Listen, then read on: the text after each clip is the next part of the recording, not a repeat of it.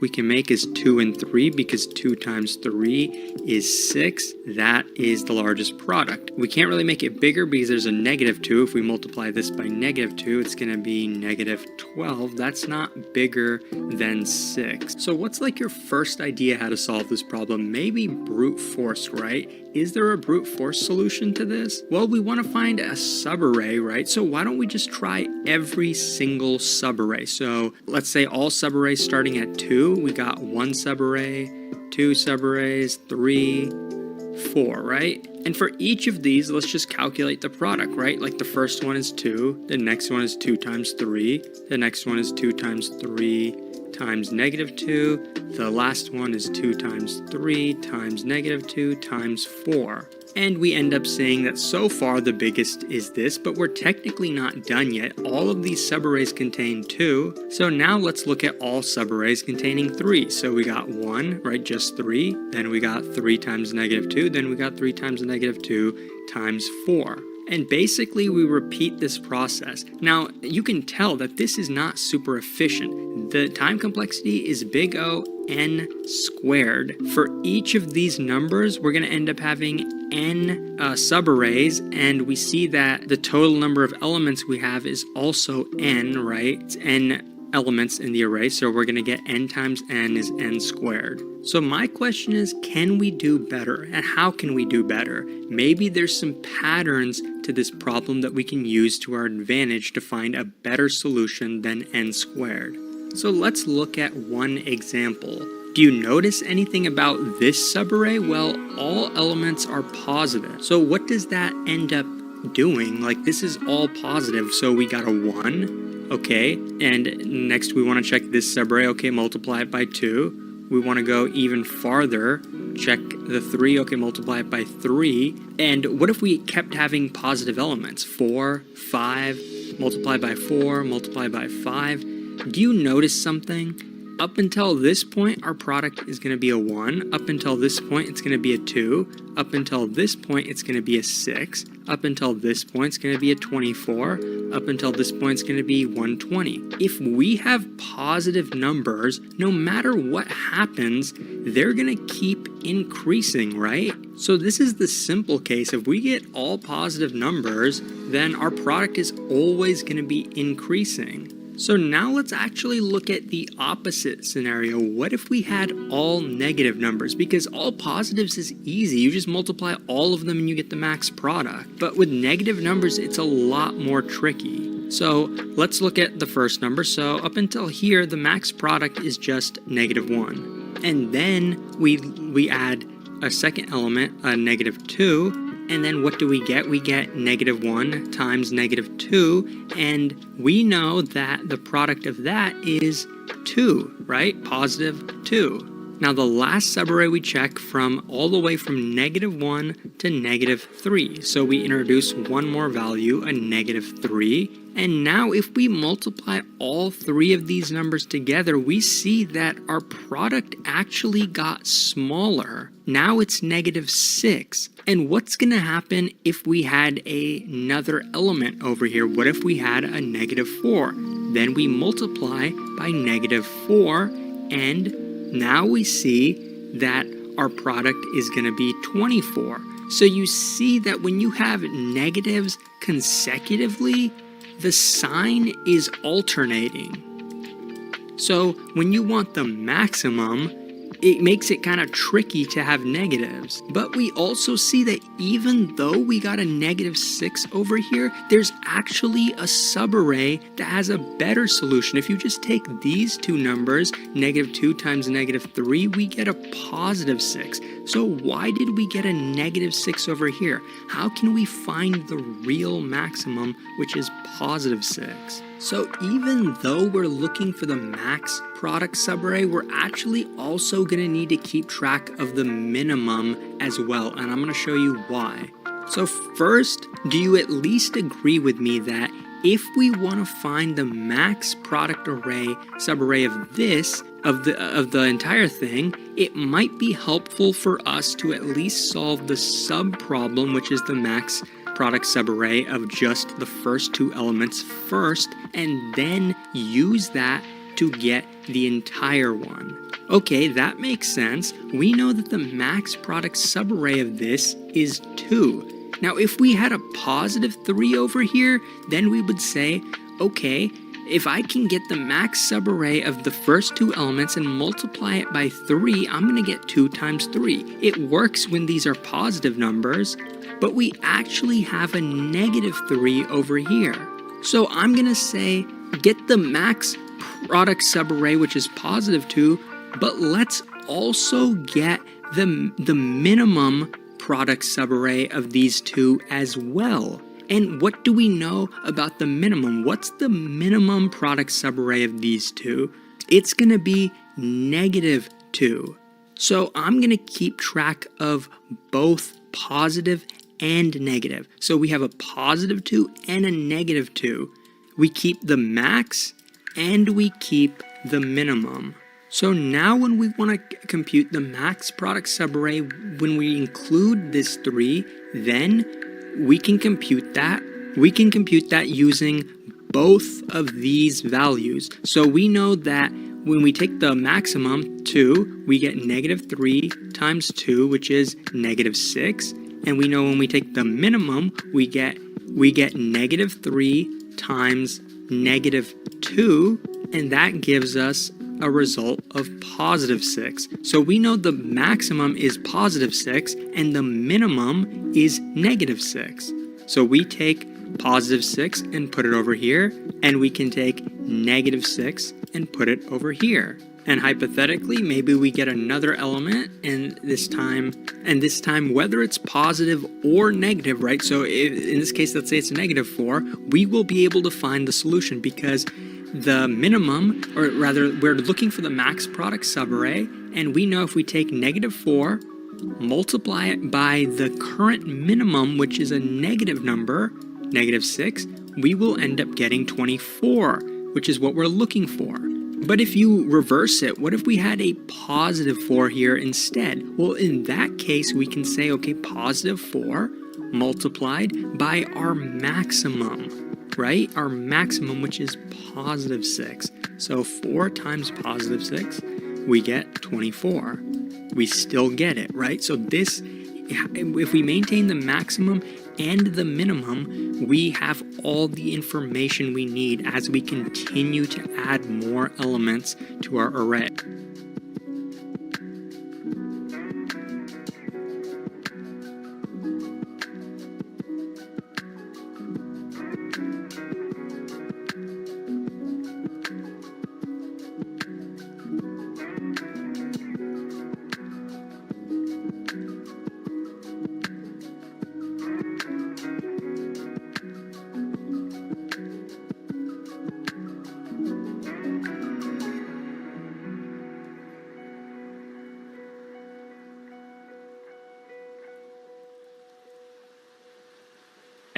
So now let's just look at one edge case. So we're talking about positive numbers and negative numbers, but we know that one last edge case exists, the dreaded 0 value, right? So what if we had a 0 value and then maybe some other numbers, 3, 5?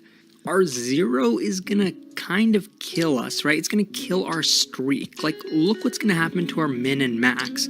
If we take 6 multiplied by 0, we get 0. If we take negative 6 multiplied by 0, we get 0 again, right? X times 0 equals 0. And then if we try taking this 0 and making it a product of maybe 3 and 5, it's going to continue being 0, right? Because any number times 0 is going to be 0. So I'm going to decide to handle this in a different way. So anytime we get a 0 value, I'm going to reset our max to 0, or rather to 1, and I'm also going to reset our minimum to 1. And the reason I'm going to do this is because I don't want to kill our product, right? I'm just gonna say that zeros are ignored. We don't really care about zeros. And the reason I'm setting this to 1 is because then when we start introducing new values like 3, it's just gonna be 1 times 3, right? Which is gonna end up being 3. So 1 is like a neutral value for us. So those are the main things. We want to maintain the max and minimum of our product, and we want to handle the 0 case by resetting everything to a neutral value like 1. Okay, so now let's code it out. I'm gonna say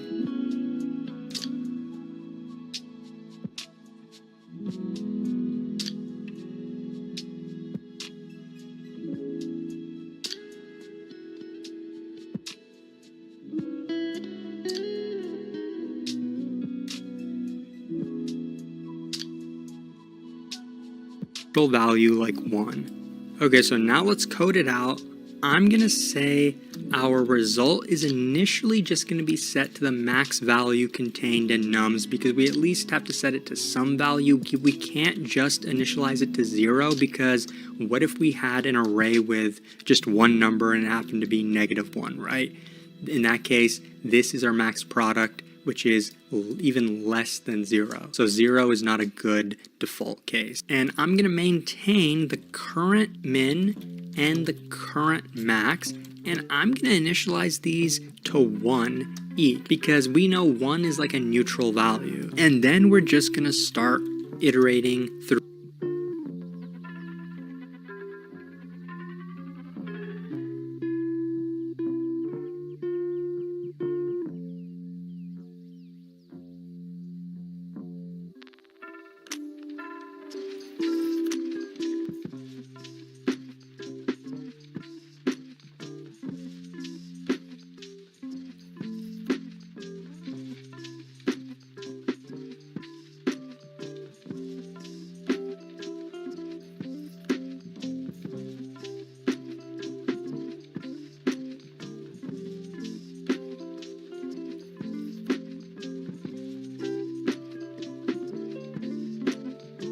every single number in our input array. We know that if we ever get to a 0, we do not want to handle that. We don't want to add that as a part of our product, so we don't want to mess up our current min and max by multiplying it by 0, because then it's going to stay 0 forever. So instead what we're going to do is we're going to reset our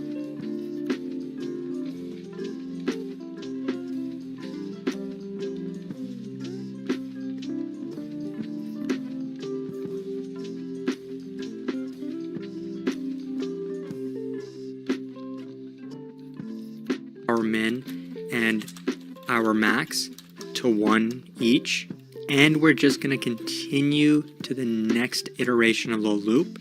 If this doesn't execute, that's when we're going to actually do our code and recompute the current min and current max. So our current max, how are we actually going to compute it? Well, in Python, it's really convenient for us, because we can say, okay, the current max could potentially be the new number that we just found multiplied by the current max. If the current max happens to be positive and n is positive, it could also end up being the input value n multiplied by the current minimum, right? What if n is negative and current minimum is negative? Then this could end up being a positive number, which could be our current maximum.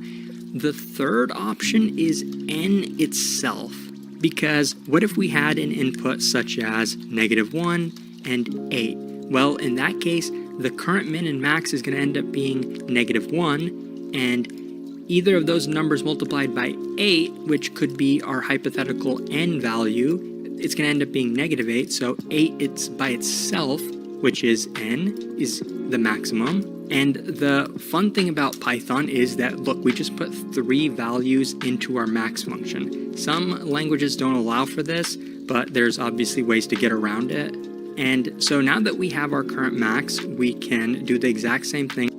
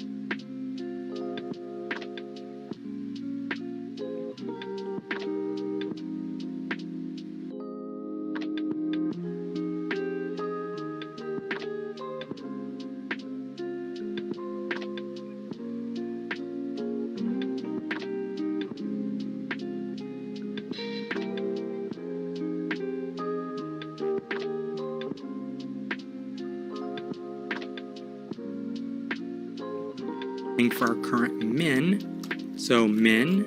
So we can actually take all three of these values, copy and paste them, and then put them in the min, because we want whatever the min containing n is, and it could be anything. It could be n times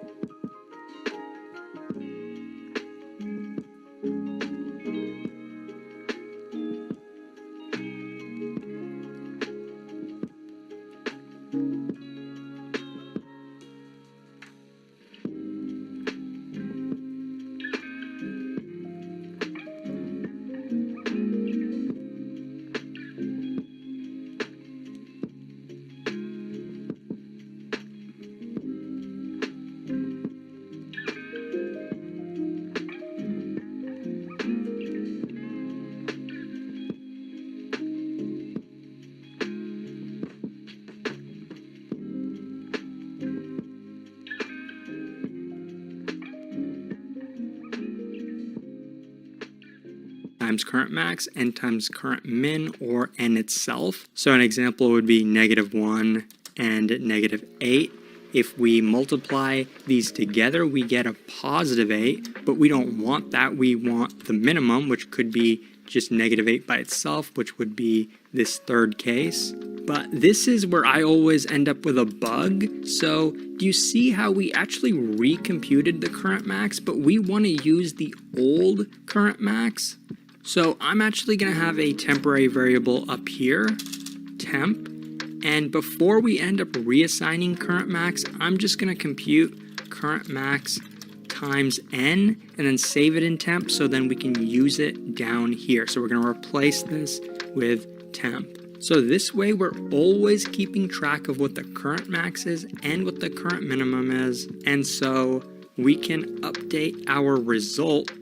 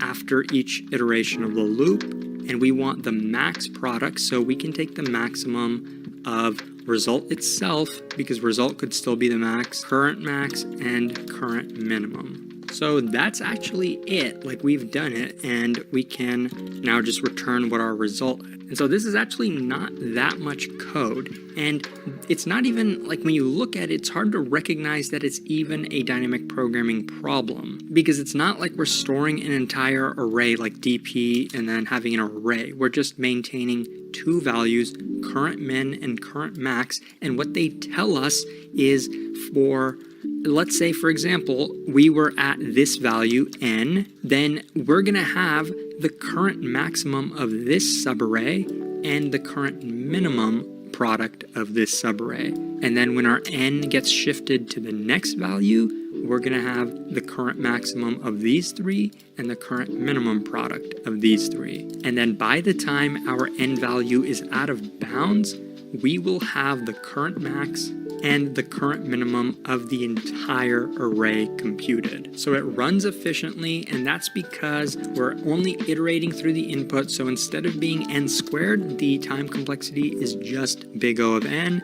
The memory complexity is big O of 1, because we are not using an array. Two values, current